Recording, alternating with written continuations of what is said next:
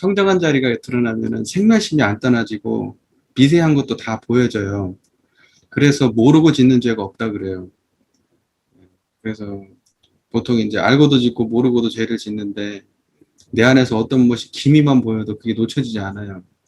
그랬을 때 부처님이 내 안에 환히 드러나 있는 거예요. 근데 대부분 이제 중생들이 공부로 완전하게 들어오지 못하는 이유는 뭐냐면 자기가 안 보여요. 뭐가 올라오고 사라지는지가 잘 안 보여요. 그래서 법마상전을 할 수가 없는 거예요. 예, 그러니까는 견성을 안고 법마상전 불가해요. 힘들어요. 아예 그 법을 성설해요. 그러니까 견성은 그냥 모든 공부의 기초예요. 자기가 마음속에서 일어나는 생멸심을 자기가 보이지가 않는데 어떻게 무슨 공부를 하겠어요. 그러니까 선업은 어떤 것이고 악업은 어떤 것인지 구분해가지고 그것을 할 수가 없단 말이죠. 내 마음속에서 일어나는 모든 것이 보여지지 않는 이상에는. 남김없이 환히 자기가 비춰질 때까지 그렇게 내가 정신수양 공부를 해야 되거든요. 네. 그렇게 공부를 하다 보면은요, 이게 정말 시간이 많이 걸리는 일이구나라는 걸 알게 돼요. 공부 방법을 아는 데는 어떻게 바짝, 어떻게 몇 달간에 열심히 하고 그러면 누구라도 초견성은 하고, 아, 공부 이렇게 하는 거구나 알기도 하고, 사람에 따라서 이제 또 오래 걸리기도 하고, 다 그렇지만,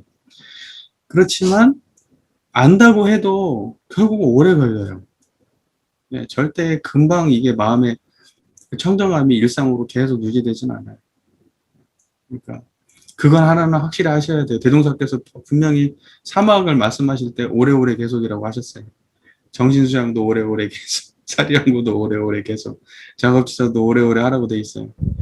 네. 그 조목마다 오래오래 하라고 그렇게 말씀하세요. 그러니까 오래오래가 중요해요. 방법도 정확하게 알아야 되지만 확실히 안다 그래도 오래오래 해요. 근데 모르고 오래오래 하면 어떻게 되겠어요? 안 돼요. 모르고 알아도 오래오래 해도 잘 안 되는데 모르고 오래오래 하면 어떻게 되겠어요? 상만 많아지고요. 이상한 사람이 되기도 하고 그래요. 막상 수행을 열심히 했는데 인격이 원만하지 않은 경우도 많아요. 그래서 처음에 그 길을 명확하게 접어두고 가는 게 중요해요. 길이 분명한데 그 길을 가다 보면요. 돌에 걸려서 넘어지기도 하고요. 진창에 발을 담그기도 하고 그래요. 근데 길이 분명해. 그래서 항상 그냥 그 방향에 대해서는 의심이 없는 거예요. 그냥 눈앞에 내가 지금 닥쳐있던 나에게 주어진 경계들을 하나씩 하나씩 넘어갈 뿐이에요. 그럼 저 길을 향해서 가면 되니까. 그렇게만 되면은 하나 걱정이 없어요. 내 길이 틀렸다는 걱정은 없으니까. 그냥 눈앞의 것들을 하나씩 정리하면서 꾸준히 그 바른 길을 향해서 가면 되거든요. 근데 길 자체를 모를 경우에는 이게 진짜 어려운 일이죠. 길 자체를 모르면 아무 의미가 없어요. 돌불이 걸린 것도 의미가 없고, 진창에 발 빠진 것도 의미 없고, 지나가다 소똥을 밟은 것도 내 삶에 의미가 없어. 왜? 그게 그냥 다 엄한 길을 간 거거든. 엄한 길. 바른 길을 가다가 밟은 것들은 다 나에게 도움이 되는데, 엄한 길을 가다가 밟은 것들은 나한테 도움이 안 돼요. 힘은 힘대로 들고, 결과는 결과대로 안 나와 있고. 그래서 정말 우리가 대종사님의 교법을 알고 공부하는 게 얼마나 큰 보람인지, 공부해보면 그걸 정말 느껴요. 이 정말 원만한 길이에요. 이 대종사님의 교법이. 누구라도, 누구라도 와서 할 수 있는 정말 원만한 교법입니다. 자, 전체적으로 다들 잘 공부하고 계시고요. 잘 성장하고 계신다고 생각이 또 들고요. 오늘은요, 제 6장, 인생의 요도와 공부의 요도 공부하고요. 뭐 이게 뭐 양이 많지 않으니까 오늘 4대 강령까지 쭉 같이 공부를 한번 해보도록 하겠습니다. 자, 인생의 요도와 공부의 요도. 이걸 다른 말로 표현하면 사은사후 상업팔자죠. 인생의 요도와 공부의 요도. 사은사 상업팔자. 인생의 요도는 사은사요. 공부의 요도는 상업팔자. 근데 이제 대종사께서는 이제 그 인생의 요도와 공부의 요도가 떨어져 있지 않다. 이제 이 길을 밝히신 것이 이제 이 법문이라고 볼 수가 있을 것 같아요. 그러니까 사은사후 상업팔자는 단독으로 존재하는 게 아니라 상호 보완적인 관계로 존재하는 거지 이게 단독으로 존재하지 않는다. 이 말씀을 하고 싶으신 거잖아요. 이 본문에서는. 사안사연은 인생의 요도요. 상업발전은 공부의 요도입니다. 인생의 요도는 공부의 요도가 아니면 사람이 능히 그 길을 밟지 못할 것이요. 이 말은 뭐냐면 우리가 사은사요를 실천하려고 하는데 뭐 때문에 안 되냐면 이것 때문에 안 되잖아요. 하기 싫어서 또는 몰라서 또는 화나고 짜증나고 원근 진서에 끌려서 내가 보온하고 싶어도 내 안에 내 문제를 해결을 못해서 못하는 거거든요. 내가 누군가를 뭔가 도움을 주고 싶은데 도움을 줘야 된다는 건 알고 보온을 해야 된다는 건 알지만 내가 그 할 수 있는 역량이 없어서 못하는 거거든요. 내 내적 역량이. 또는 누군가 화해를 하고 뭔가 이렇게 자리타로 뭔가를 하고 싶은데 걔가 미워. 과거에 붙잡혀 있다든지 이래서 못하고. 우리는 뭐냐면 수행적 기반이 없으면 사안사유를 행할 수가 없어요. 보온행으로 살아갈 수가 없어요. 그러니까 보온행을 한다는 건 기본적으로 내가 안에 기본적 역량이 필요한 일이죠. 그러니까 그 기본 역량이 뭐냐? 사막이고요. 공부의 요도죠.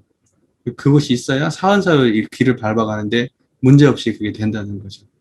가치 구현이 아무리 좋은 세상, 이렇게 하면 좋아, 이렇게 좋아, 하면 좋아라고 다 알려주면 뭐 하겠어요. 보온의 세상, 이렇게 해야지 낙원 세상이 건설돼. 알려주면 뭐 하겠어요. 갈 수 있는 역량이 없는데. 그러니까 3대력의 역량이 없으면 사원사회를 갈 수가 없어요. 지금 여기서 하실 말씀 그 말이에요. 인생의 요도는 공부의 요도가 아니면 사람이 능히 그 길을 밟지 못할 것이요. 그러니까 인생의 요도를 밟아가려면 공부의 요도가 아니면 밟아갈 수 없다. 이 말씀이신 거. 그 말 이해가 잘 되시죠? 그 다음에 공부의 요도는 인생의 요도가 아니면 사람이 등이 그 공부한 효력을 다 발휘하지 못할지라. 우리가 공부는 어디서 언제 쓰냐면요, 보온할 때 써요. 그러니까 내가 공부를 혼자서 산속에서 아무리 해봐야 내가 보온 활동에 그걸 쓰지 아니하면 공부한 효력이 뭐가 있겠어요. 네. 그리고 사실 공부의 역량은 언제 커지냐면 인생 요도를 밟아가는 과정에서 공부의 영향이 커지죠. 네. 보온하려고 노력하고 배은을 하지 않으려고 하고 사람들의 관계를 가져가는 그 과정 속에서 모든 일을 해결해가는 과정 속에서 그때 공부가 크지. 그러한 장이 없는데 공부의 장이 없는데 어디서 공부의 역량을 키우겠어요. 그러니까 그 둘은 결국은 3대력을 키워서 사원 보온을 해야 되고 사원 보온을 하는 그 역량 때문에 3대력이 커지는 거예요. 네, 이렇게 되는 거죠. 자, 이에 한 예를 들어 말하자면 한 예를 들어 그 관계를 말한다면 공부의 요도는 의사가 환자를 치료하는 의술과 같고 인생의 요도는 환자를 치료하는 약재와 같나니라. 여기는 이제 의술과 약재에 비유해서 공부의 요도는 의술, 그다음에 인생의 요도는 약재 이렇게 말씀하셨어요. 그러니까는 의술이라고 하는 것이 아무리 의술이 있다고 하더라도 약이 있어야지 의술을 쓸 거 아니에요. 여기서 지금 그 말이에요. 내가 내가 어떻게 되는지 저것이 어떻게 해야 되는지 아는데 저게 무슨 병인지는 알겠는데 약을 써야 되는데 약이 없어. 그러니까는 약이 뭐냐? 그것이 뭐냐면 사은사유라는 거고. 그다음에 이제 인생의도는 환자를 치료하는 약재와 같다. 그러니까 약재라고 하는 것이 있어야 약재를 갖다가 활용하려고 하면 의술이 필요한 거고. 의술은 약재가 있어야지 그 효과를 발휘하는 거고. 이런 뜻이에요. 그러니까는 서로 떠날 수 없는 그런 관계라는 겁니다. 그러니까 결과적으로 얘기하면은 사은의 장이 있어야 삼대력이 커지고 삼대력의 힘이 있어야 사은 보온의 세계를 구현할 수 있다. 그런 이 두 개는 서로 상호 보완적인 관계에 있다. 이 말씀이시죠. 근데 이제 결론적으로 이제 보통 우리가 그 교리도에 보면은 인생의 효도와 공부의 효도의 마지막을 정리해 주실 때 인생의 효도는 처처불상이고 공부의 효도는 무지선 무처선이다. 이렇게 말씀해 주셨잖아요. 근데 처처불상이나 무지선 무처선이나 막상 보면 이런 상 한 자리 구현하는 거에 떠나지 않아요.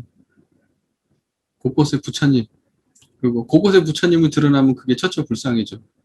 이런 쌍을 부처님이라고 얘기하면 처처불상이고 이런 쌍을 분별성과 주착심이 없는 청정한 자리라고 우리 고요한 자리라고 이야기하면 그것은 무지선 무처선이 되고 무슨 말인지 이해가 되시잖아요. 그러니까 이런 쌍 그 하나를 신앙의 대상으로 모시면 처처불상, 수행의 표본으로 모시면 무지선 무처선. 그 둘은 어찌 보면 그러니까 공부가 구경에 들어가면 그 구경 얘기 말씀하셨는데 자탁 없이 오직 그냥 이 하나의 자리에 드러날 뿐이에요. 그 삼보로 화한다고 했는데 이 자리가 부처고 이 자리가 법이고 이 자리를 구현하는 게 승이고 이렇게 되는 거예요. 그러니까는 이제 인생여도와 공부여도는 요 정도면 전반적으로 이해가 되실 거예요. 그러니까 기본적으로 아는 얘기를 한 번 더 정리한다 생각하는 거죠. 인생여도는 사안사여고 공부여도는 상업혈조다. 이 두 가지는 서로가 서로를 보완하는 관계로 존재하고 서로가 있음으로써 서로가 발전해 가는 그런 거죠. 이 정도 이해하면 될 것 같고요. 4대 강령에 대해서 조금 이야기 나눠보겠습니다. 4대 강령은 정확하게 지금 이해가 안 되는데, 도산 안창호 선생이 총부를 방문해요. 총부를 방문했는데, 그 사건을 빌미로 해가지고, 일경이 굉장히 심하게 원불교를 탄압하면서, 마지막에 이제 원불교 조선 총독부에서 이제 원불교를 없애려고 이제 사람을 파견해서 내려와요. 그게 이제 쉽게 얘기해서 해체 수순으로 들어가는 상황에서, 대종사께서 이제 원불교도 니네 뭐 하는 데야? 대종사께 이제 불려가신 거죠. 그래가지고 그때 원불교라고 하는 존재를 설명할 때 그 사람들이 무슨 뭘 알겠어요. 그러니까 깔끔하게 원불교를 정리하는 그런 방식으로 정각정인 지연보험 불법 활용 무아봉공 하는 곳이 원불교다. 이렇게 원불교를 대외적으로 깔끔하게 정리해서 이 사람들한테 전달하는 방식을 썼다 그럽니다. 그러니까 어찌 보면은 굉장히 긴박했던 상황에 이걸 굉장히 기치를 발휘해가지고 그 위기를 모면하기 위해서 대종석께서 아주 음, 짧은 시간 안에 이걸 거의 뭐 즉흥적이다시피 나온 본문인 것 같아요. 그래서 정확히는 몰라요. 정확히는 모르지만 하여튼 그렇게 해가지고 이 4대 강령이 탄생한 걸로 알고 있어요. 자, 4대 강령은 보통 보면 우리 교리도상으로 보면 이제 거북의 네 발이죠. 사람으로 따지면 손발 이렇게 돼 있잖아요. 되어 있고. 그러면 이제 한번 찾아보죠. 자, 정각정행, 지연보험, 불법 활용, 무아봉강, 4대 강령이라는 건 뭐 다들 잘 아실 거니까.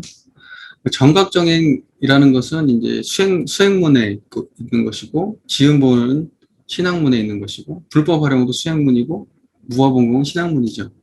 이렇게 되어 있습니다. 자, 그러면 한번 보겠습니다. 정각정행은 이론의 진리, 곧 불조정전의 시민을 오독하여 그 진리를 채받아서 안이비설신의 육근을 작용할 때 불편불의하고 과불급이 없는 원만행을 하자는 것입니다. 이렇게 되어 있습니다. 정각이라는 게 뭘까요? 바른 깨달음. 바른 깨달음은 이제 이론상의 깨달음을 바른 깨달음이라고 말하는 겁니다. 정각.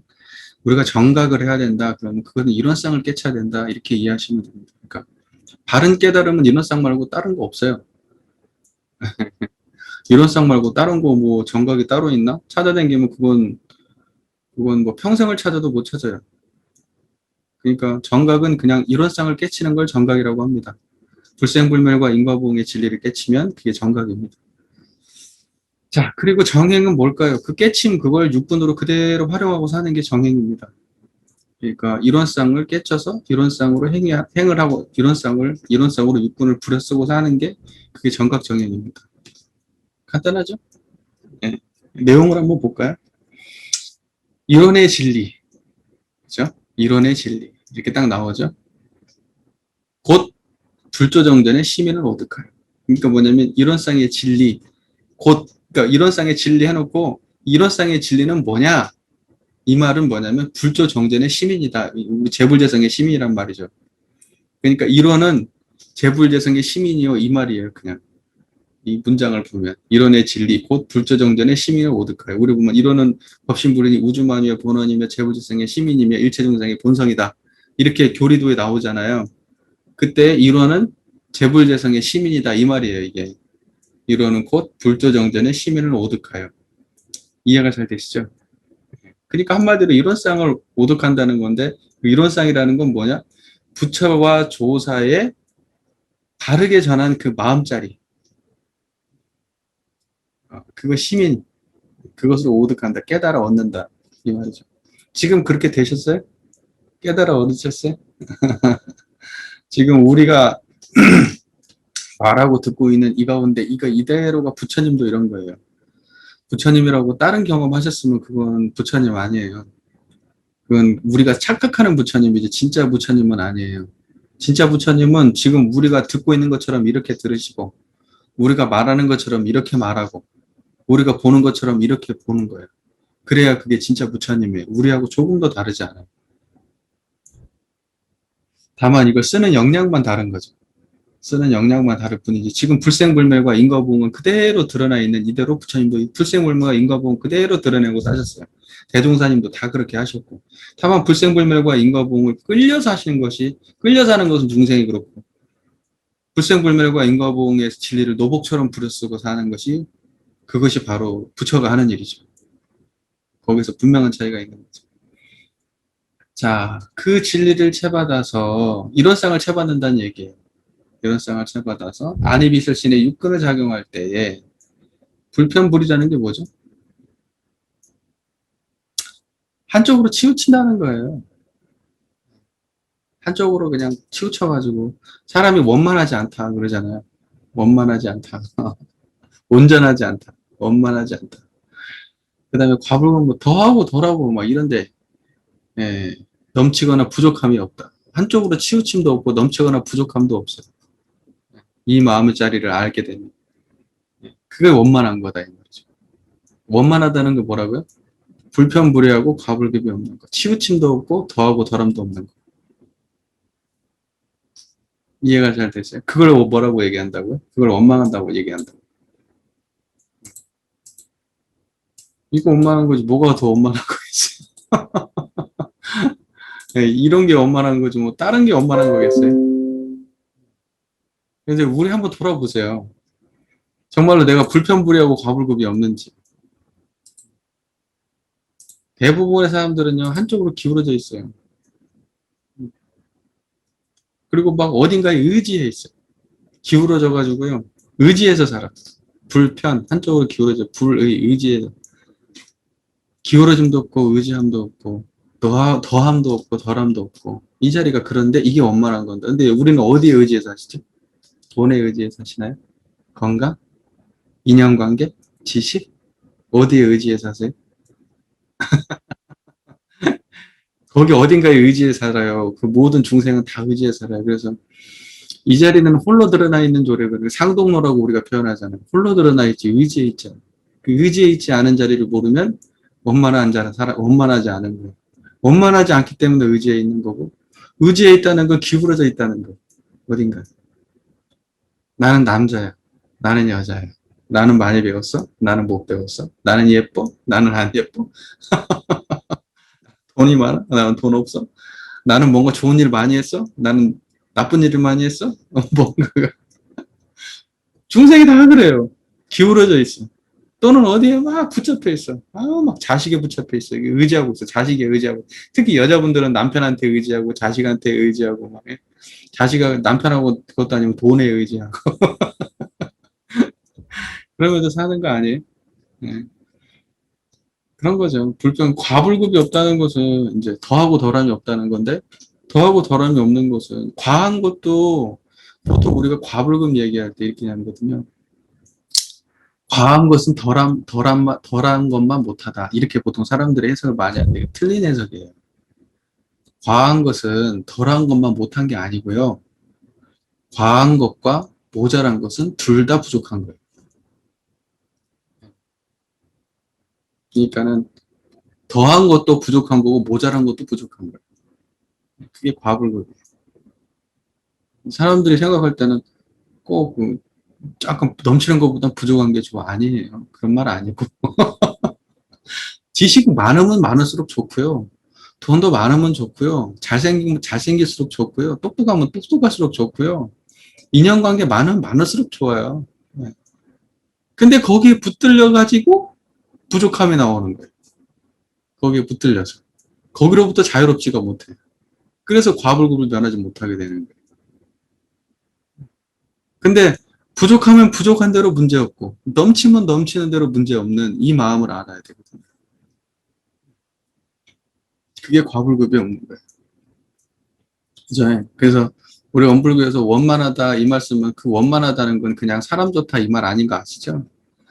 그냥 뭐 이래도 흥 저래도 흥 그냥 사람 착해가지고 그냥 사기도 맞아도 좋고 그냥 사람들 보증서라고 그러면 그냥 써주고 그거 원만한 거 아니에요. 부족한 거예요. 부족한 겁니다. 자, 그게 이제 정각정액이에요. 그러니까 다시 말해서 간단하게 말해서 이론상의 진리를 깨쳐서 육군작용을 하는데 이것이 이론상의 자리, 이게 원만한 이 자리, 불편불이하고 과불급이 없는 원만한 이 자리를 갖다 항상 드러내서 육군작용을 운전하고 사는 게 이게 정각정액이에요. 이해가 잘 되시죠? 간단한 얘기죠. 자, 정각정액을 잘하려면 3대력 공부를 충실하게 해야 되겠죠. 예, 그래야 정각정액이 되겠죠. 그 다음에 지음본 넘어가서 불법 활용을 먼저 볼게요. 수행문 먼저 보도록 할게요. 수행문 먼저. 불법 활용은 정각정액이 있고, 이렇게 불법 활용 이렇게 있잖아요. 이렇게 다리 양쪽으로 이렇게 있잖아요. 정각정액, 불법 활용. 이렇게 있죠. 불법 활용은 재래와 같이 불제자로서 불법에 끌려 세상 일을 못할 것이 아니라 불제자가 됨으로써 세상 일을 더 잘하자는 것이니, 옛날에는 불제자가 제대로 된 불제자가 되려면 출가를 해야 되잖아요. 그래서 출가를 해가지고 하지 않으면은 제대로 된 불제자는 아니에요. 그래가지고 상수제자가 되려면 출가해야 돼요. 대종사님 볼 때는 아니에요. 네. 그 대종사님은 그걸 불법에 사로잡힌 거라고 얘기하시거든요. 제가 그 법문이 어디 있는지를 모르겠는데,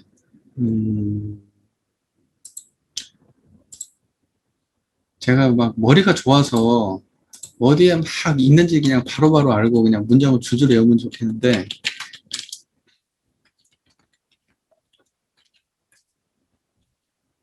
수행품 51장에, 표현만 하나만 딱 기억하면 그거 치면 나오거든요. 불법에 사로잡힌 거, 사로잡힌 치니까 나오잖아요.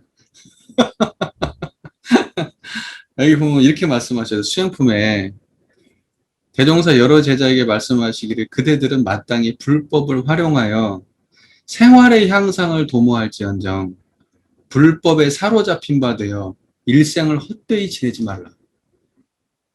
아, 이거 정말 중요한 말이에요. 불법에 사로잡히지 말라고 말씀하셨어요.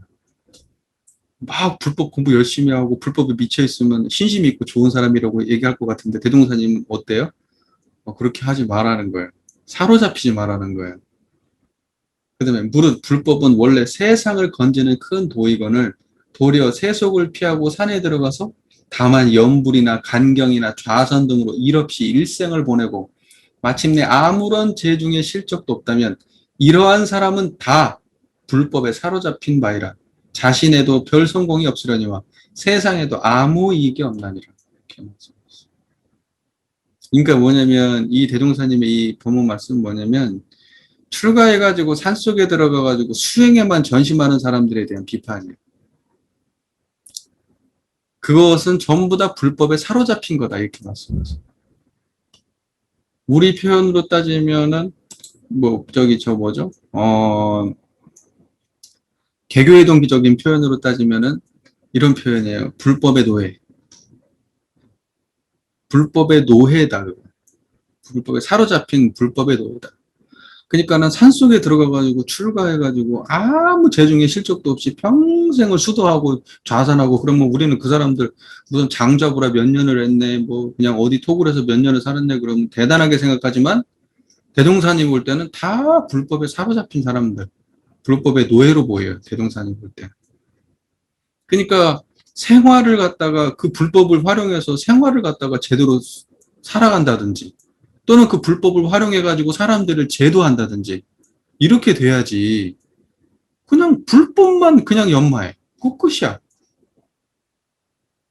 불법만 계속 추구하고 끝이야. 이게 불법에 사로잡힌 사람들이라는 거야. 우리도 그렇게 되기 쉬워요. 우리도. 근데 뭐 그러니까 뭐냐면 제가 교도님들 입장에서는 불법에 사로잡힐 정도나 좀 해봤으면 좋겠어. 너무 안 하셔서 탈이요. 너무 안 하셔서 탈인데, 이제 우리한테는 좀 어떻게 보면 가당치 않은 얘기일 수도 있어요. 우리는 너무 안 해서 탈이라. 그러나 대종사님의 입장에서 볼 때는 그렇게 불법에 사로잡혀서 아무 재중의 실적이나 어떤 생활에 도움이 되거나 이런 것도 아니고 그렇게 일생을 허비하는 거에 대해서는 단호하게 대종사께서는 거부하셔요. 기존의 수행 체계, 기존의 그 출가성의 그러한 그 가풍에 대해서 대종사는 강한 비판을 하시는 입장에 있어요. 그러니까 불법에 사로잡힌 것이다, 이렇게 강하게 얘기하고. 그러니까 우리가 생각하는 뭐 불가에서 얘기하는 대단한 스님들이라고 하지만 대종사님 이게 딱 놓고 볼 때는, 대종사님이 볼 때는 그냥 다 불법에 사로잡힌 사람들이에요. 대종사님이 볼 때는. 재중의 실적이 있는 사람들은 다르겠죠. 산속에 있어도 이제 훌륭한 스님들은 이제 사람들을 제도하잖아요. 재중을. 그 정도까지 역량을 발휘한다 그러면 그것은 불법에 사로잡힌 바다, 이렇게 얘기할 수 없죠. 근데 사람들이 꼭 그렇게 출가성들의 특징이 뭐냐면 그냥 조금 힘들면 안 해버려요. 내 수행하는데 정신없어요. 그게 좀 지금 현재 불교에 좀 문제란 문제. 원불교는 공부를 너무 안 하고 교화만 한다고 하는데 내용이 없는 교화를 하는 게 문제고. 이런 얘기를 안 해야 되는데. 자, 보세요. 불법은 재래와 같이 불제자로서 불법에 끌려 세상 일을 못할 것이나 불제자가 됨으로써 세상 일을 더 잘하자는 것이니, 다시 말하면 불제자가 됨으로써 세상에 무용한 사람이 될 것이 아니라 그 불법을 활용함으로써 개인, 가정, 사회, 국가에 도움을 주는 유용한 사람이 되자는 것이니라. 이 느낌을 보면 어떤 느낌이냐면요. 대종사께서는 불법을 우리 삶의 도구로 활용하시는 분이에요. 우리가 착각하면 안 되는 게, 대종사는 어떤 분이냐면 깨달음을 우리 삶의 도구로 쓰시는 분이지 깨달음이 우리 삶에 종속되는 분이 아니에요. 우리 삶이 깨달음에 종속되게 만드는 그런 사고방식을 하는 분이 아니고요. 깨달음은 우리 삶에 도움을 받기 위한 거야 라고 해서 깨달음이 우리 삶에 종속돼요. 태도 자체가. 무슨 말인지 이해되겠어요? 그것도 굉장한 차이가 있어요. 엄청난 차이가 있는 거예요. 그 느낌 자체가. 그러니까는요, 저는 사람들한테 얘기하거든요. 불법이 됐든 뭐가 됐든 대종사께서 갖다 쓴 도구에 불과하다. 저는 그렇게 말해요. 도구다. 대종사의 깨달음으로 갖다 활용하실 도구에 불과하다. 언어적 도구. 우리가 생각하는 불법이라고 하는 거. 대종사는 그런 입장이에요. 그러니까는 대종사는 불법에 사로잡힌 분도 아니고 어디 뭐 저기 뭐야 뭐 유교에 사로잡히거나 도교에 사로잡히거나 그렇게 사로잡힌 분이 아니에요. 단지 그걸 갖다 활용하실 분이지. 예. 그러니까는 무슨 대종사를 무슨 석가모니의 무슨 상수제자쯤으로 말씀하시는 건 좀 곤란해요. 대종사님은 어디에도 붙잡힌 분이 아니에요. 그냥 깨달음을 추구하시는 분이지. 예. 불교의 틀 속에다 대종사를 가둔다거나 특정한 사상에다 대종사를 가두면 안 돼요. 그러면 대종사의 교법이 요만해져요. 세상에는 이미 수도 없는 종교들이 널려 있고, 대종사께서는 재불재성의 시민을 말씀하시고 우주만유의 본원을 말씀하시고 일체중생의 본성을 주장하시는 분이 자기를 불법 안에 가둬버려요? 아니에요. 불법을 주로 쓰시죠. 불법의 도구를 주로 쓰시는 분이지 갖다가 불법에 사로잡힌 분이 아니에요. 그러니까 대종사가 불법 속에 들어있는 분이 아니에요. 불법 밖에서 불법을 쓰는 분이지. 착각을 하거든요, 사람들이. 그래서 대종사를 자꾸 조그만하게 만들어버려요. 원불교 우리 교단을 불교로 넣어버리는 순간 우리 교단은 그냥 불교밖에 안 돼요. 우리 교단은 사상적으로 뭐냐면 삼교를 갖다 회통한 입장에서 모든 종교의 바깥에 서 있어요, 이렇게. 모든 종교의 어떤 특정 하나의 종교에 파묻힌 종교가 아니에요.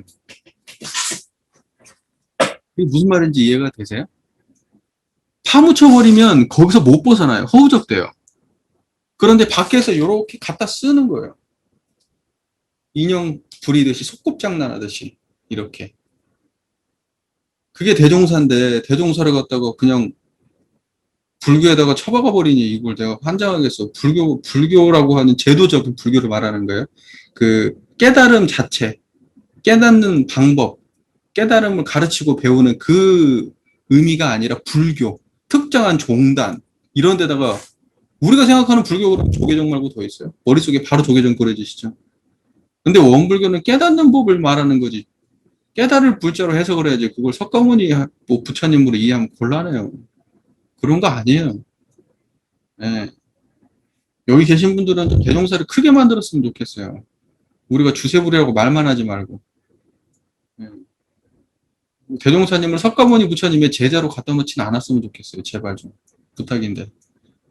석가모니 부처님한테 대종사님 배우신 거 아니에요. 혼자 깨치셔서 갖다 쓰신 거지, 그냥.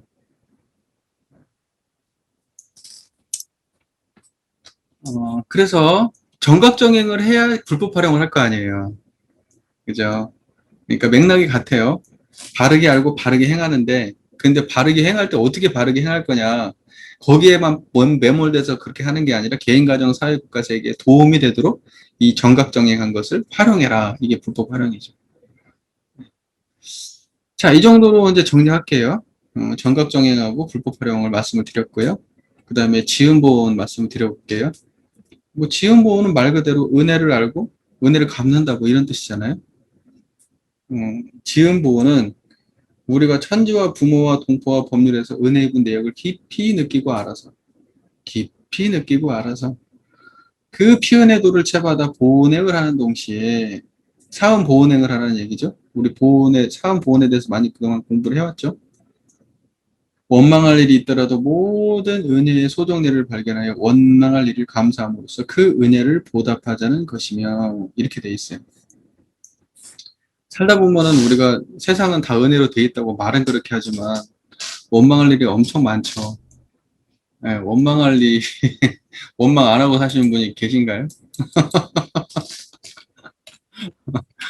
그런 분 별로 없으실 거예요. 다 원망할 일 많이 겪으면서 사실 거예요. 네. 자, 우리가 대종경 선해록에 이런 말씀이 하나가 있는데요. 불법의 필요점을 두 가지로 들어서 말할 수도 있으니 첫째는 내 마음의 근본 자리를 알기 위하며 불법에 필요한 것은 불법이 필요한 이유 내 마음의 근본 자리를 알기 위하며 이런 쌍자리를 말하는 거죠. 둘째는 내 마음을 내 마음대로 사용하기 위함이라고 할 수 있는 것이며 그러니까 뭐냐면 근본 자리는 불생불멸을 말하는 거고요. 사용되어지는 그 마음은 생멸하는 거예요.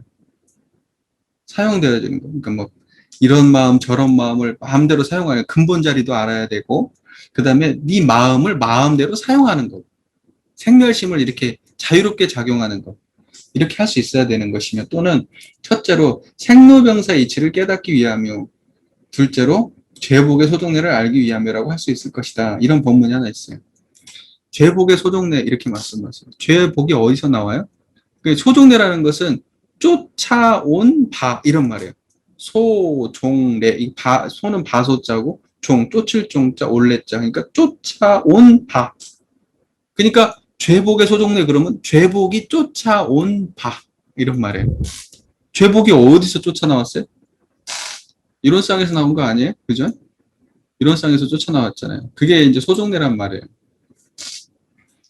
자, 보세요. 그러니까 여기서는 대종사께서 뭐라고 말씀하시냐면 소종례, 모든 은혜의 소종례 그러면 모든 은혜가 쫓아온 바 거기가 어디겠어요? 이런 쌍짜리죠. 이런 쌍짜리죠. 이제 요 소종례라고 하는 것을 이제 불생불멸의 차원에서 우리가 1차적으로 해석할 수 있고요. 1차적으로는 그 다음에 2차적으로는 모든 은혜들의 뭐랄까 흔적들 그러니까 뭐냐면 지금 상황이 꼭 나쁜 건 아니야. 예를 들면 전화 위복이 될 수도 있고 또 음양 상승처럼 이렇게 극하면 변할 수도 있고 그렇기 때문에 지금 안 좋은 것들이 꼭 안 좋은 게 아니야 라고 생멸을 좀 다르게 보는 관점에서도 소종례를 말할 수 있어요. 무슨 말인지 이해되시죠? 근데 우리는 뭐냐면 천편일률적으로 생멸 차원에서만 말을 하고 있죠, 지금. 저희들이 보통 소종례 얘기하면 모든 은혜의 소종례를 그러면 사은사회에서 밝혀주신 그 은혜가 그렇게 크고 넓은데 우리가 너무 작은 곳에만 초점을 맞춰져 있었구나. 더 큰 은혜를 발견함으로써 이 작은 은혜도 우리가 좀 이렇게 끌어안고 감사할 수 있는 이런 그렇게 해야 되지 않나 뭐 이런 식의 개념으로 소종례를 보통 많이 쓰죠. 무슨 말인지 이해되시죠? 그 말이. 그런데 이제 그렇게 하나도 해야 되지만 또 하나 더 추가해야 될 것은 뭐냐면 그 모든 생멸이 어디에 근원되어 있냐? 우주만유의 본원의 차원에서 소정례를 말하자는 거예요. 모든 은혜라고 할 때 그 은혜는 은혜, 감사, 은혜, 보은, 배은 이거 전부 다 우주만유 형상이잖아요. 우주만유. 그 우주만유의 본원, 그 본원의 소정례다 이렇게 표현할 수 있다는 거죠.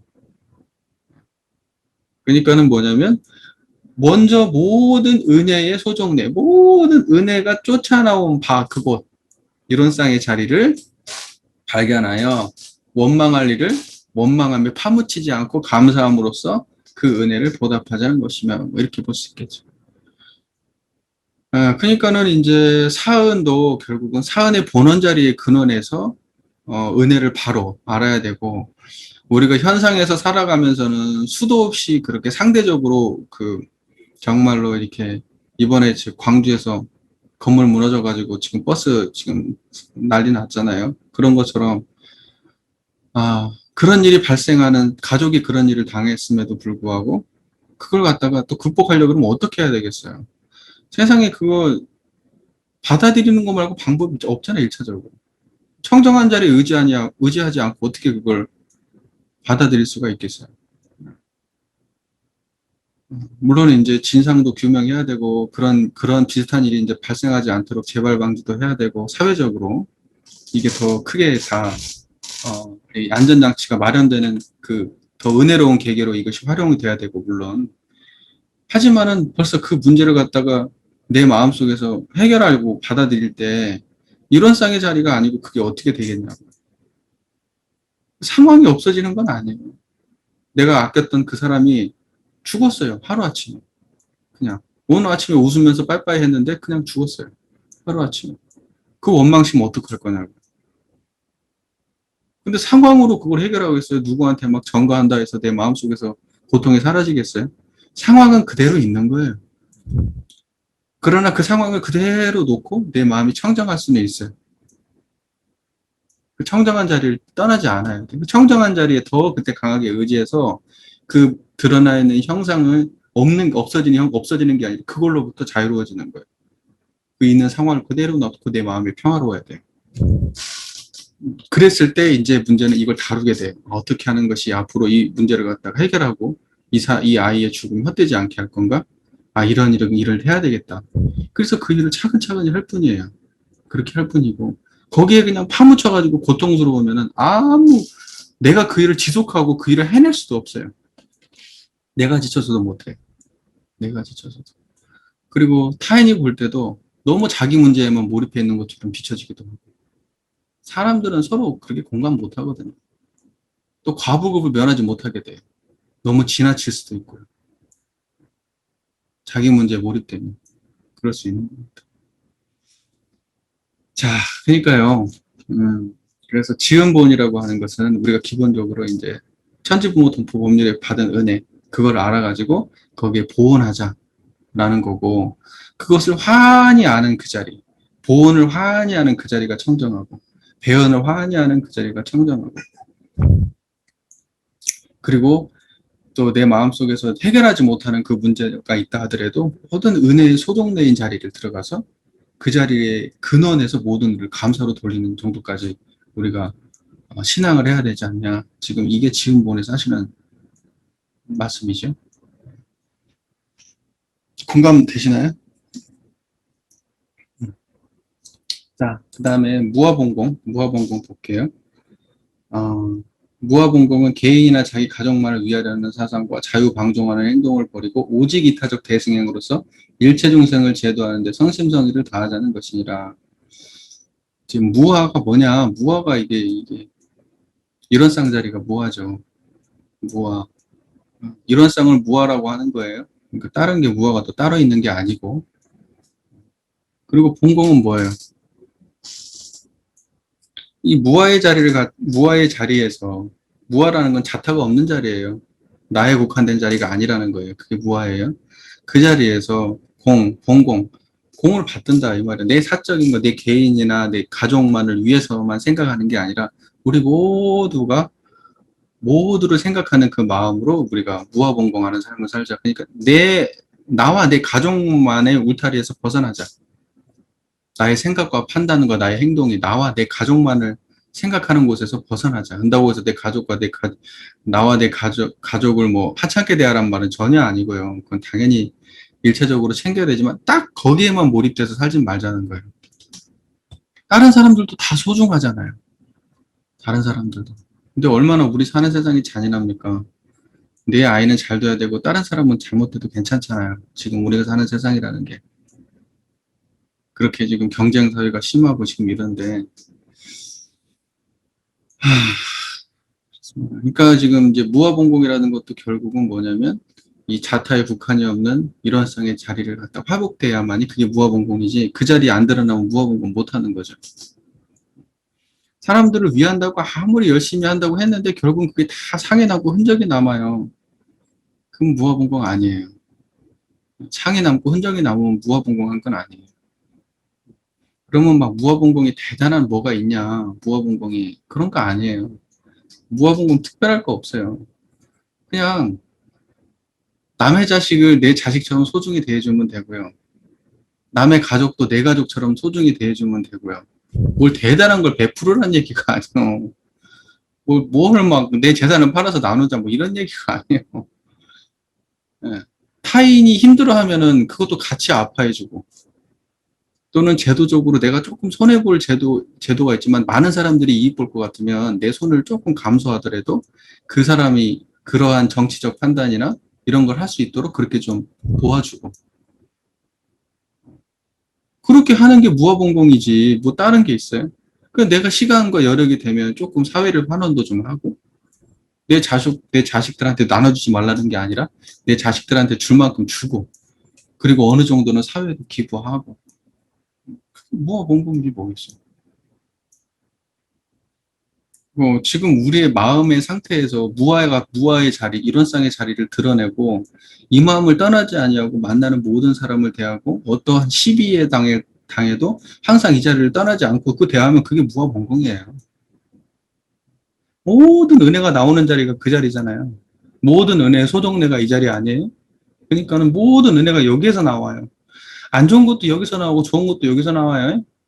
근데 여기서 나오니까는 여기 이 모든 은혜가 나오는 이 자리를 가지고 서로를 대하면 사요. 그게 처처부장사사고공이니까. 그렇게 되면 되는 거죠. 생각보다 간단하고 영리한 얘기들이에요. 네. 그래서 지은 보온, 은혜를 알고 은혜를 갚는다. 근데 이제 천지부모 동포 법률, 은혜를 아는데 드러나 있는 생멸 차원에서의 천지부모 동포 법률뿐만이 아니고 천지부모 동포 법률을 드러내시는 그 법신불에 대한 은혜, 이것이 일차적인 은혜죠.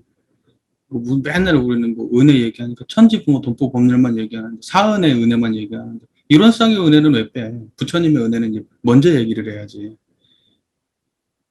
청정 부처님에 대한 은혜를 먼저 말해야죠. 다 그 부처님이 주신 반대. 다 그 진리가 주신 반대. 내가 보는 거 이거 다 부처님이 들어서 보게 해주시고 듣는 거 부처님이 들어서 듣게 해주시고 우리 안에 청정한 그 자성 부처님이 들어서 그걸 다 해주시는데 그 은혜가 첫 번째죠. 이게 없으면 천지부모 동포 법률이 내 안에 드러나나요? 천지부모 동포 법률 드러내주시는 그 은혜는 먼저 얘기를 안 해요. 왜 우리는? 그게 가장 답답한 일이에요. 그래서 일원즉 사은이라고 말하는 거예요. 일원즉 사은. 일원과 사은은 적혀 있어요. 청정한 자리와 생멸은 적혀 있는 거예요. 사은, 천지부모 동포 법률이 일원하고 적혀 있어요. 떨어져 있지 않다니까요. 천지를 얘기해도 일원이요. 부모를 얘기해도 일원, 동포를 얘기해도 일원이고. 하느님 천지 부모님 감사합니다. 동포님 감사합니다. 그거 지금 그거 일원하고 적혀 있는 거 아니에요. 이 말이 지금 이해가 잘 되어 계시는 거죠? 네. 그런 거예요. 자, 그래서 결국은 이제 정각정행, 지연보험, 불법활용, 무아봉공. 정각정행도 결국 일원상을 깨달아 일원상을 행하는 게 정각정행, 지연보험. 일원상의 은혜를 알고 사은의 은혜를 알아서 그 일원상과 사은의 은혜에 보은하는 그런 모든 행을 지연보험. 불법이라고 하는 것은 그 일원상의 자리. 이게 불법이에요. 이 일원상의 자리를 활용하는 것. 불법 활용. 그 다음에 무아봉공. 일원상인 그 무아의 자리를 활용해서 모든 사람들이 유익되는 생각과 판단을 하고 사는 거. 그 무아봉공. 그러니까 이론상 빠지면 4대 강령도 없는 거예요. 이해가 잘 되시죠? 그래서 이론상의 관점으로 항상 4대 강령을 읽어야 된다. 이게 이제 전체 맥락의 말씀이 되겠네요. 그죠? 원불교는 뭐 단순한 거죠. 예, 은혜 알고 은혜 갚고, 바르게 깨쳐서 바르게 행하고, 나만 생각하지 말고 사람들과 나누고, 예, 그리고 불법에 사로잡혀가지고 불법만 추구하지 않고, 불법으로 생활을 도모하고, 또 주위 사람들한테도 불법을 많이 알려서, 불법으로 그 삶을 갖다가, 이렇게 잘, 삶 속에 파묻히지 않고 불법으로 그 삶을 잘 운영해 갈 수 있는 사람들을 많이 만들어내고, 전파하고 하는 거. 그게 뭐 다라는 거죠. 원불교를 압축해서 설명하자면 그게 다야 이렇게 말하는 거 아니에요? 그게 원불교야 이렇게 사람들한테 설명할 때 한번 사람들한테 그렇게 한번 설명해 보세요. 이걸로 4대 강령으로 원불교는 이론상의 진리를 깨쳐서 행하는 종교야. 그리고 원불교는 뭐냐면 은혜를 알아서 은혜를 갚고 살자는 거야. 천지부모동법을. 그리고 원불교라는 것은 불법을 가지고 삶에 활용하자는 종교야. 불법만 그냥 추구하고 깨달음만 추구하는 게 아니라 그 깨달음이 삶에 활용되게 하자는 종교예요. 그리고 무아봉고 나하고 내 가족만 잘 먹고 잘 살자는 게 아니라 개인, 가정, 사회, 국가, 세계를 모두 다 좋게 하자. 이런 쪽으로 내 마음을 열고 살자는 그런 종교야. 그렇게 해가지고 사람들한테 설득하면 어떻겠어요? 원만하게 보일까요? 괜찮겠죠. 대종사께서 그렇게 일본 순사를 그렇게 설득을 했던 것처럼 우리도 사람들을 그렇게 설득해 볼 수 있을 것 같아요. 그죠? 자, 오늘은 뭐 이 정도 공부하면 되지 않을까요? 우리가 경계를 당하면은요, 뭐 버스를 놓쳤다? 그러면 버스를 놓친 거예요, 그냥. 이렇게 현실을 그냥, 거기를 그냥 아무 분별 없이 놓쳤어요. 그러면 그냥 놓친 걸 그냥 이렇게 딱 수용하면 돼요. 수용하고, 다음번에는 안 놓치면 돼요. 그게 다예요. 그리고 혹시라도 지금 급하게 처리해야 되려면, 아, 내가 놓쳤으니까 이제 내가 또 더 다른 뭐 액션을 취해야 그 문제를 해결할 거야. 늦으면 안 되니까. 뭐 택시를 부른다든지 뭐 한다든지 해서 그 문제를 해결하잖아요. 그러니까 그 모든 게 다 배움의 과정이거든요. 받아들이지 못할 때는 원망으로 끝나버려요.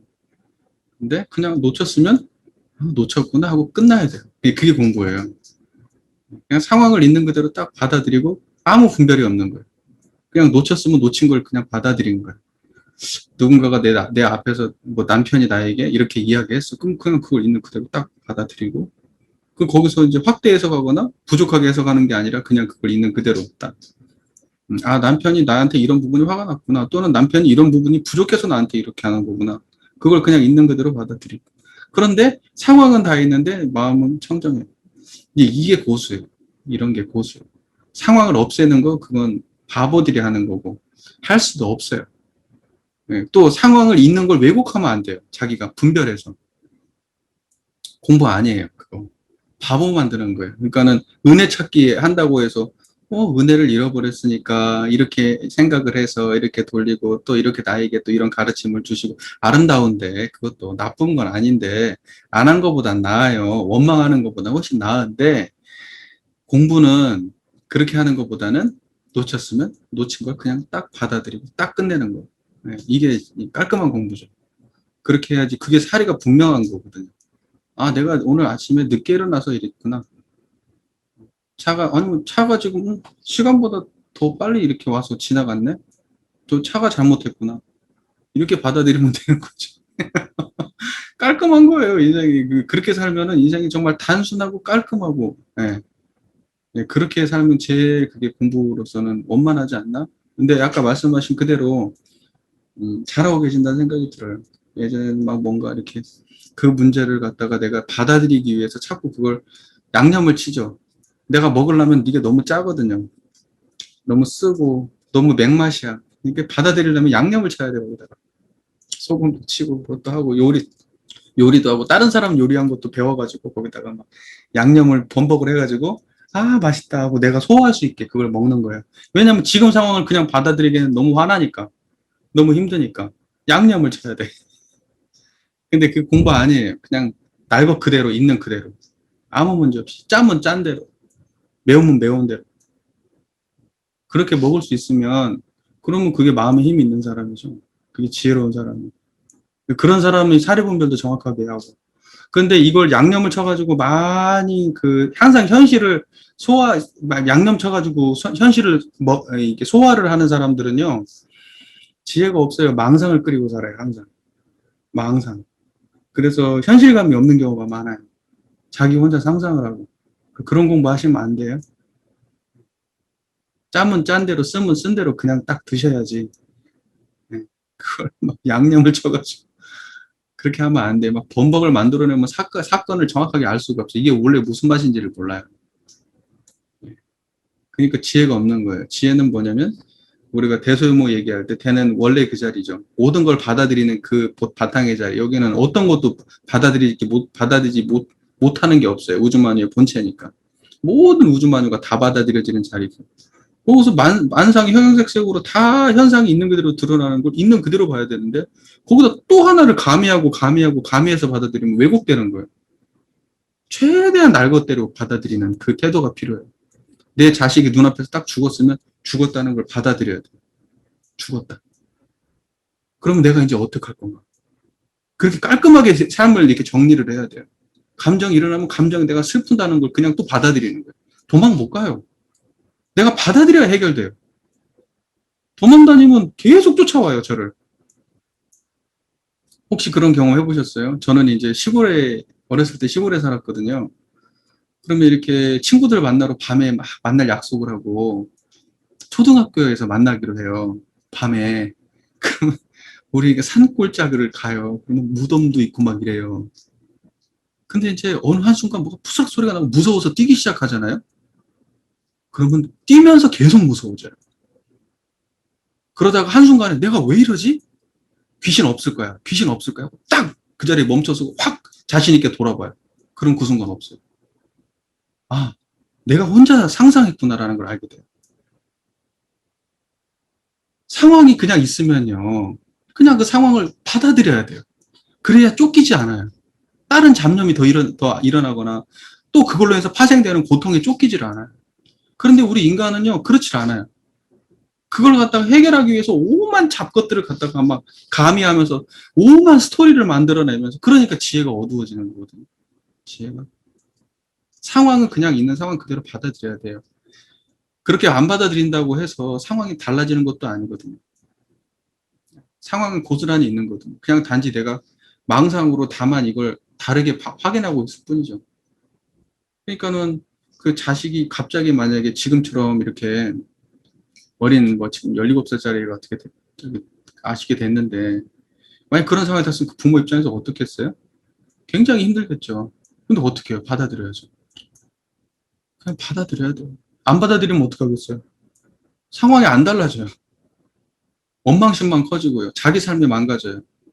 내 삶이 망가지면 내 남편의 삶도 망가지고, 다른 자식의 삶도 망가지고, 나를 대하는 모든 사람들이 나 때문에 힘들어져요. 그리고 내가 누군가를 원망하면은 그 자식과 나의 관계도 결코 좋지 않아요. 왜? 나의 고통을 그 아이가 준 거니까. 그 아이가 나에게 고통을 남기고 관계 돼버려요. 그래서 결국은 그 아이를 사랑했던 마음이 결국 그 아이로 인해서 고통의 마음으로 바뀌게 돼서 결국 나중에는 상극의 어변이 돼요. 사랑했던 마음이. 그래서 보통 가족끼리는 가까운 정말 원수가 온다는 말을 하는 건 그런 거예요. 갑자기 정말 사랑했던 자식인데 갑자기 요절을 해. 이유도 모르겠어. 그게 얼마나 큰 고통을 남겨요? 알고 봤더니 전생이 원수라는 거 아니에요? 그 해석이 맞는지는 모르겠어요. 꼭 그런 식으로 해석을 하대요. 그러나 원리적으로 따져보면 우리 마음의 차원에서 보면 틀린 말도 아니에요. 사랑했던 마음이 가장 미워하는 마음으로 바뀌거든요. 원리가 그래요. 그러니까 어떠한 삶의 경계가 크고 작은 삶의 경계가 온다 해도 방편을 써서 그걸 어, 이렇게 하려고 할 게 아니라 그냥 온몸으로 부딪혀야 된다. 오직 그것이 가장 현명하게 그 모든 문제를 해결할 수 있는 방법이다. 잘못했으면 그냥 깔끔하게 잘못했습니다 해버리고. 내가 정말 분노를 표출해야 돼. 해야만 내가 살겠으면 그냥 분노를 표출할 때는 표출할 수도 있고. 그렇게 그냥 상황을 그냥 리얼하게 날 것으로 받아들이면서 그렇게 사는 게 그게 현명한 거예요. 그게 그야말로 지혜 있는 사람이에요. 오만 양념 치면 안 돼요. 망상 속에 살아요, 그런 사람들은. 망상, 현실하고 실제를 구분을 못 해요. 그래서 지금 뭐 여러 가지 문제들이 눈앞에 펼쳐지고 있는데 그걸 자기의 과거 경험으로 덮어버리기도 하고 현실에서 그다음에 그냥 노력하면 될 거야. 노력하면 안 되는데 오히려 지금 사업을 확장하면 안 되는데 노력해서 사업을 더 확장해야 된다고 판단을 해버려요. 그러다가 망해버려요. 하면 안 되는 상황인데 자기 망상에 끌려서 실제를 못 봐서 그래요. 실제를 못 봐서. 그래서 이런 것들 때문에 탁상공론이래 뭐네 이런 말들이 나오는 거예요. 현장감 없다는 거. 중생들이 고통받는 게 어떤 건지 저 위에서 펜대 굴리는 사람들은 전혀 몰라요. 그 사람들은 그냥 숫자만 볼 뿐이죠. 현장에서 정말로 힘들게 사는 사람들의 마음은 몰라요. 그러니까 그런 사람들이 망상을 하는 거예요. 망상을. 실제하고 자기 머릿속에 그냥 이성적 수학적 공식으로 이 세상이 그렇게 굴러갈 것처럼. 말이 자꾸 막 샜는데요. 네, 중요하게 제가 하고 싶은 이야기는 아까 말씀하신 게 참 잘하셨다는 얘기를 하고 싶었던 거예요. 네, 예전처럼 그냥 생각을 은혜로 돌려야지 원망을 감사로 돌려야지 하면서 망상을 짓지 마세요. 그건 옳은 방법이 아닙니다. 우리가 은혜를 안다는 것은 그것이 대종사께서 말씀하시듯 피은, 고은, 배은을 환히 알아야 그게 은혜를 아는 거지. 무슨 말인지 이해가 되시죠? 아, 배은 자를 배은 자로 못 보면 그게 은혜를 아는 거예요? 배은 자는 배은 자로 봐야죠. 대종사께서도 배운 자를 배운 자로 보시고 보은 자를 보은 자로 보셨기 때문에 이런 법을 하신 거지. 세상에 온통 의뢰다니까 세상에 배운 자는 하나도 없다 이 말 아니에요. 그렇으면 이런 법을 왜 내요? 이미 은혜인데. 그런 구분을 명확하게 할 줄 알아야 그걸 지혜라고 하는 거예요. 그 말 이해되시죠? 그 제가 지금 말하는 게. 예. 그러니까 그게 잘하신 거예요. 그렇게 하시면 돼요. 앞으로도 꾸준히 어떠한 일을 당하시든지 그걸 가지고 분별의 세계 속에 놓이지 마시고 일단은 그걸 있는 그대로 딱 깔끔하게 수용하고 잡념을 딱 끝내버리시고 그 이후에 이걸 어떻게 해결할 건가 하고 그 다음에 분별을 또 명쾌하게 사리에 맞게 명쾌하게 딱딱 깔끔하게 또 분별하시고 어, 그렇게 사시면 됩니다. 기본적으로 내가 해야 될 도리까지 다 하시면서 그 마음에 그 마음도 놓치지 않고 다 드러내셨고, 또는 그 마음이 있음에도 불구하고 그것까지 다 잘 하셨고, 잘 하신 거죠. 그럼 그렇게 하는 거죠. 예, 공부 그렇게 하는 거예요. 그러고 나서 이제 그 마음자리를 계속 챙기다 보면 어느 순간 또그 상황은 다 있는데, 그냥 그 상황대로 아무렇지도 않아요. 그러니까 청정한 자리가 이제 삶 속에서 많이 챙겨지면 이게 역량이 훨씬 청정한 자리가 역량이 커지면 화가 나는 순간 이 자리가 싹 들어오면 이게 싹 불탄 것처럼 녹아버려요. 청정함에 녹아요. 상황은 있는데 감정이 없어요. 녹아버려요. 예, 이제 그렇게 꾸준히 하시면 됩니다. 원래 구함이 없는 자리예요. 그 자리는 왜냐면 부족한 자리니까 뭐 구함이 따로 없는 자리인데 그 구함 없는 자리로 열심히 노력하면 사는 거예요. 예. 그 마음에 그 분별이 훤히 나타나는데 분별 없는 자리로 그 분별을 갖다가 감수하고 사는 거고. 그래서 그게 불법 활용이에요. 그 자리가 나의 그 생멸심으로 다 활용하고 사는 거예요. 그럼 그 자리가 안 드러나면 이게 되겠어요? 나의 생멸심에 끌려다닐 텐데. 그 생멸심은 있는 그대로 두시고 또 할 일을 하셨잖아요. 이거 잘하신 거예요. 네. 저도 이제 교무 생활을 하다 보면 이제 교도님들하고 이렇게 계속 이제 뭔 일을 하게 되기도 하고 또 막 이렇게 계속 이제 그 연결이 돼서 뭔가 하기도 하고 그러잖아요. 교도님께서 원하시면요, 그냥 응해드려요. 마음속에 아무 생각 없어요. 이렇게 합시다. 예. 저거 먹읍시다. 예. 이쪽 갑시다. 예. 뭐가 문제가 있겠어요? 아무 문제 없어요. 근데 내가 하기 싫은 게 있잖아요. 그러면 이제 다 피곤한 거예요. 나 쉬고 싶다는 마음에 하나가 들어왔어. 그러면 이제 뭐, 다른 가서 피고 있어. 쉬고 싶은데, 이게 뭐 그만 가자고 하기도 그렇구만. 이럴 거 아니에요. 근데 그냥 그 상황에 살면 돼요. 그냥 그 상황에 다 응해 있으면 되거든요. 그럼 아무 문제 없어. 예. 이쪽 가라면 이쪽 가고 저쪽 가라면 저쪽 가고 먹자 그러면 먹고 가자 그러면 가고 물어보면 대답하고 아무 문제 없어요. 아, 제가 딸내미가 하나 있는데 딸내미가 딸 아들 하나 딸 하나 있잖아요. 초등학교 5학년 내 아들이고 초등학교 3학년짜리가 딸인데 딸내미가 그 이제 그 우리 왜 그 의자 같은 게 있는데 바닥에 놓고 쓰는 이렇게 막 접어지고 하는 이런 약간 그 릴렉스 체어 같은 뭐 이런 게 있어요. 근데 그게 천으로 돼 있는데 그게 좀 뜯어졌어요. 그 안에 막 스펀지가 막 튀어나와요. 그래서 제가 딸내미가 그 바느질 하는 거 이런 걸 먹어서 막 하고 그래요. 그래서 초등학교 3학년짜리인데 야 서연아 네가 저거 좀 꼬매지 그러냐고 네가 주로 쓰는 데고 그거 터져가지고 자꾸 새니까 저거 다시 밀어놓고 한번 꼬매볼래? 그러니까 이제 자기는 이제 재밌다고 이제 시작을 한 거예요. 그걸 재밌게. 그래갖고 열심히 꼬맸어요. 근데 그 양이 많았던 거야. 꼬맬 양이. 그래가지고 5군데가 찢어졌는데 이제 그걸 꼬매기 시작한 거예요. 근데 얘가 이제 손에 거의 이제 물집이 잡히기 일보 직전까지 이제 그걸 열심히 꼬맨 거예요. 초딩은 3학년이. 그래서 제가 그랬어요. 서연아, 그거 그만하고 내일 하고 자자. 오늘 그만하고 거기서 마무리 짓고 내일 또 하면 되잖아. 그렇게 얘기했는데 아니라는 거야. 자기는 이거 다 마무리 해야 되겠다는 거야. 그래서 그걸 또 계속해요. 근데 내가 걔를 보면서 내가 저를 봤어요. 제가 그러거든요, 제가.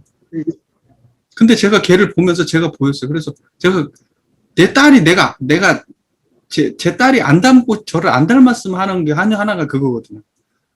뭐 하면은 막 그 뽕을 뽑아야 되는 그 여기까지 꼭 하고 이래야 되는 그 성격이 자기 자신을 굉장히 괴롭히거든요. 그게 자기를 힘들게 해요. 사는 게 편하지 않아요. 그렇게 안 해도 되는데. 근데 얘가 항상 그런 게 아닌데 꽂히면 그래요. 꽂히면. 뭐 하나 꽂히면. 그래서 그거 보면서 제가 막 보이는 거예요. 제가. 그러니까 그냥 놔도 문제 없거든요. 놔도. 그냥 안 해도 괜찮거든요. 내일 해도 상관없거든요. 그거 뭐 중요한 일이라고 그거. 지금까지 터져 있는 채로 계속 있었던 건데. 계속 있었던 건데 갑자기 그걸 하기 시작하면 이제 그걸 오늘 끝내야 된다라고 자기가 규정을 굳이 할 필요가 없는 건데 내일 해도 되잖아요. 아, 그게 저의 모습인 것 같아요. 예, 아까 지금 빠르게 뭘 하신다고 했는데 그거 마찬가지예요. 조금 늦어도 문제 없으면 늦게 하는 거고 빨리 해야 되면 빨리 하는 거고 늦어도 괜찮은데 다른 사람들도 늦게 한다고 그러면 나도 같이 천천히 늦게 하기도 하고 나는 아무 생각 없이 늦게 하고 있었는데 사람들이 빨리 해야 된다고 그러면 같이 빨리 하고 그게 아무 문제 없어요. 예, 무슨 말인지 이해가 되시죠? 예. 우리는 참 그렇게 자기 습관대로 버릇대로 이렇게 살거든요. 그러니까 그때 그 상황을 갖다가 유연하게 수용하고 받아들이는 이게 마음에 자기가 기울어짐이 없을 때 그게 돼요. 그러니까 불편불이하고 과불급이 없다 이 말씀이 그런 말씀이에요. 근데 이건 아니다? 그러면 그 순간에는 이렇게 하면 안 돼요? 이렇게도 얘기할 수 있어요. 그게 자유인데 또 이건 또 달라. 이건 또 달라. 수능하는 것과 그 수능하는 것에 딱 제동을 걸어야 될 자리에서 제동을 걸 수 있다는 거. 이제 이런 것들이 자주자재할 때 이게 마음에 힘이 있는 사람이거든요. 예, 근데 이게 다 갖추기가 어렵죠. 다 갖추기가 어렵습니다. 그래서 사람이 참 공부라는 게 끝도 끝도 없고 쉽지 않아요. 그리고 잘 되면 또 괜찮고. 예, 정말 편안해집니다. 사는 게.